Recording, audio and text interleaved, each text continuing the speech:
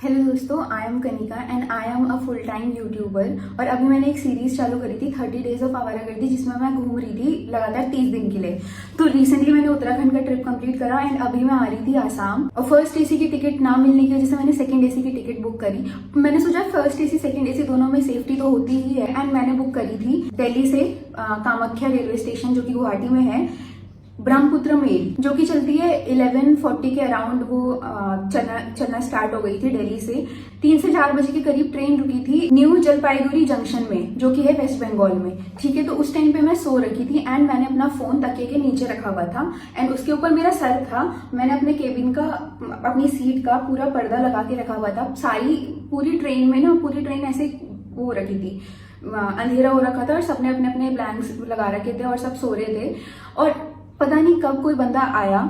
ठीक है, पहले तो ऐसे कैसे कोई बंदा ट्रेन में चढ़ सकता है विदाउट टिकट। ठीक है, वहीं का ही कोई बंदा था या मेरे को नहीं पता कि स्टाफ का कोई रहा होगा, मुझे कुछ नहीं पता। But the main thing is, पहले तो वहां पे कोई टीटी था क्यों नहीं चेकिंग करने के लिए। ऊपर से वार्डन ने उसको बिना टिकट देखे अंदर घुसने दिया। ऐसा मेरे को बाद में वार्डन ने बोला। वार्डन ने ऐसा बोला कि हम तो ट्रेन में तो कोई भी चढ़ जाता है, उतर जाता है, ऐसे क्या बोलते हैं। उसने, वो बंदा आया, उसने सीट नंबर पूछा एंड उसने बताया वहां पे जो मेरी उसके सेकंड एसी में जो भी पैसेंजर्स थे बाकी के, उसने कुछ लोगों से सीट नंबर भी पूछा कि ये सीट नंबर किधर है। एंड उनमें से एक जो जस्ट मेरी सीट के ऊपर वाली आंटी थी ना, उनसे भी वो कॉन्वर्सेशन करके गया है। एंड उसने, मेरे को लग रहा है उसने कुछ शायद स्प्रे करा, जिससे कि मेरे को कुछ सेंस नहीं हुआ। क्योंकि कोई भी अगर ऐसे ट्रैवल करता है तो माइंड तो अलर्ट रहता ही है। जरा सा भी थोड़ा ट्रेन में भी अगर थोड़ी कहीं से आवाज आती है, कुछ आती है, तो आंखें बार बार खुलती रहती है। वो बंदा, मेरा पर्दा उसने हटाया है, मेरे सर के नीचे से वो मेरा फोन ले गया है, उसने मेरे ऊपर वाली आंटी से बात करके गया है एंड मुझे कुछ पता भी नहीं लगा कि ये सब कैसे हुआ। तो मुझे ऐसा लग रहा है उसने शायद कुछ तो स्प्रे किया था।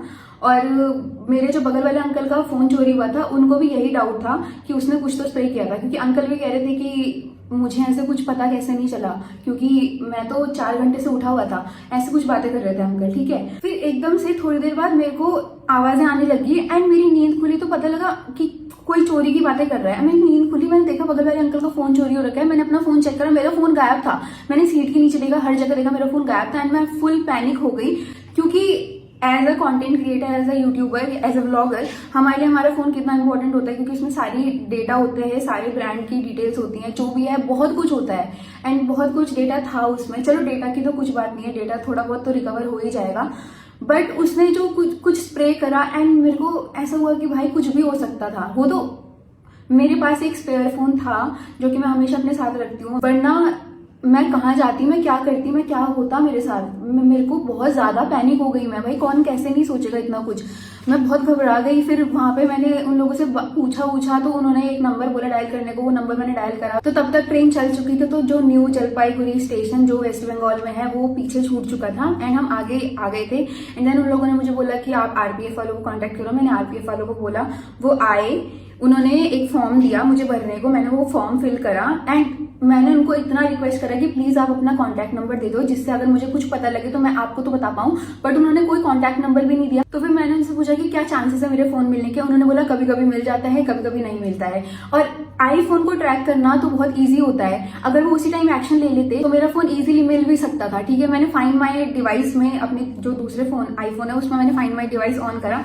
पहले तो कोई इन्फॉर्मेशन नहीं आई। उसके बाद 9, साढ़े 9 बजे करीब मेरा फोन ऑन हुआ और उसने मेरी मम्मी का फोन उठाया, क्योंकि मेरी मम्मी लगातार उस नंबर पे कॉल करी थी। और मेरी मम्मी का फोन उठाया उसने। फिर उसने मेरी मम्मी से थोड़ी सी बात करी, बोला कि मैं आरपीएफ का बंदा हूं एंड मुझे मिला है ये फोन चोर से, और आप मुझे इस फोन का पासवर्ड बता दो, मैं फिर ये फोन कोरियर कर दूंगा। मेरी मम्मी ने मना कर दिया। ठीक है, उसके बाद उसने दोबारा किसी दूसरे चोरी किए हुए फोन से मेरी मम्मी को दोबारा फोन करा। उसने बोला कि आप मुझे पासवर्ड बता दो, मैं फोन कोरियर कर दूंगा। वो पीछे पड़ गया था मेरी मम्मी को, बार बार बोला था कि आप पासवर्ड बताओ। मेरी मम्मी ने नहीं बताया और मेरी मम्मी ने बोला मुझे कैसे पता लगेगा, मेरी बेटी का फोन तो तुम चोरी करके ले गए हो। बाकी फिर मेरे पास कोई ऑप्शन नहीं बचा था। मैं वहां के नॉर्मल स्टाफ से बात कर रही हूँ कि भैया कुछ तो हो जाएगा ना, कैसे तो हो जाएगा। वो तो अच्छा है, मेरे पास ये दूसरा फोन था जिससे मैं अपनी फैमिली को कॉन्टेक्ट कर पा रही थी। तो मेरी फैमिली वालों ने मेरी बहुत हेल्प करी। मेरे भैया, मेरी मम्मी, सब लोग लगे हुए थे। मेरा अकाउंट वगैरह फ्रीज करवाए, सब कुछ करवा दिया था उन्होंने अपनी तरफ से जो जो कर सकते थे।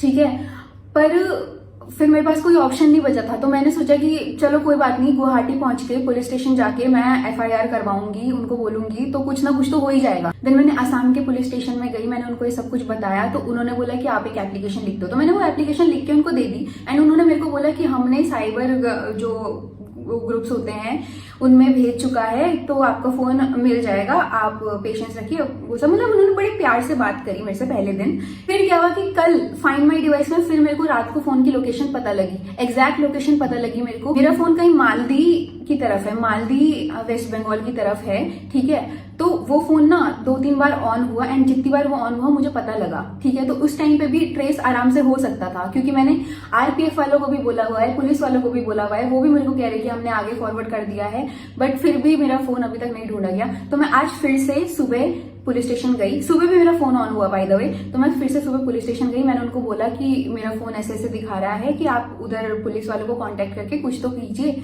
तो वो बोलते कि हमारे हाथ पे कुछ नहीं है, आप रेलवे पुलिस में चले जाओ। और ये चीज उन्होंने मेरे को कल नहीं बोली, वो मेरे को आज बोलते कि हम कुछ नहीं कर सकते, हमारे हाथ में नहीं है, आप रेलवे पुलिस में जाओ। फिर वहां पे वो तो बाय लक मेरे को वहाँ पे एक भैया पहचान गए, उन्होंने कहा आप यूट्यूबर हो, एंड देन उन्होंने मेरी बहुत हेल्प करी, वो ही मेरे को मेन रेलवे पुलिस स्टेशन ले गए एंड देन उनके थ्रू, उनकी वजह से मेरी एफआईआर फाइनली रजिस्टर हुई एंड अभी भी वो फोन बार बार ऑन हो रहा है। सॉरी, वो मालदी नहीं मालदा है, मालदा वेस्ट बंगाल, जो कि शिक्षा शिशु केंद्र के करीब दिखा रहा है कहीं पे मेरी फोन की लोकेशन। वो वहीं पे वो बंदा घूमे जा रहा है मेरा फोन लेके। फिर भी अभी तक किसी की साइड से भी कोई सपोर्ट नहीं मिल रहा है, क्योंकि अभी तक अगर वो घूम रहा है, वो बार बार फोन ऑन हो रहा है, तो कैसे ट्रेस नहीं हो सकता अभी तक। बाकी जो इंसिडेंट मेरे साथ हुआ, अगर उसने कुछ स्प्रे करा, अगर वो कुछ और कर देता, तो मैं तो यही सोच के ट्रैवल कर रही थी ना, और मेरी फैमिली वाले भी यही सोच के मेरे को भेजा कि भाई ठीक है, सेकेंड एसी में जा रही है बेटी, सेफली पहुंचेगी, कुछ नहीं होगा। मैं इतना डर गई थी क्योंकि मैंने सोचा चलो ठीक है, वो फोन ले गया, अच्छा हुआ मेरे पास पहले तो दूसरा फोन था, ऊपर से अगर वो कुछ और कर देता, तो अगर उसने मेरे को स्प्रे करके मेरे को बेहोश कर दिया, जो भी करके उसने मेरे तकिए के नीचे हाथ डाल के फोन ले गया है, तो ऐसे वो मेरे को उठा के तो लेके जा सकता था, कुछ भी हो सकता था भाई, इतना रिस्की एंड कोई चेकिंग करने वाला वहां पे है नहीं। तो मैं ये जानना चाहती हूँ उस टाइम पे टीटी किधर थे एंड वार्डन ने टिकट चेक क्यों नहीं करा, या तो मेरे को लग रहा है ये लोग सब मिले हुए हैं, मुझे कुछ नहीं पता, मेरा दिमाग अभी खराब हो चुका है, मैं कुछ भी सोचती हूँ, बट कुछ भी हो सकता है, तो मेरे को कुछ नहीं पता है। उन्होंने ऐसे बोला कि वो बंदा सीट पूछ के गया था, ठीक है, सीट नंबर बता के आया, ट्रेन में घुसा एंड वो मुझे कैजुअली ये भी कह रहे कि ट्रेन में तो कोई चढ़ता उतरता रहता है, ऐसे कैसे चढ़ सकता है कोई, आप लोग अपनी ड्यूटी क्यों नहीं कर रहे हो सही से। मतलब मैंने बहुत मेहनत से पैसे जोड़ जोड़ के वो फोन खरीदा, iPhone 15 Pro Max, जो कि 1.5 से 2 लाख के बीच आता है, आपको पता ही है।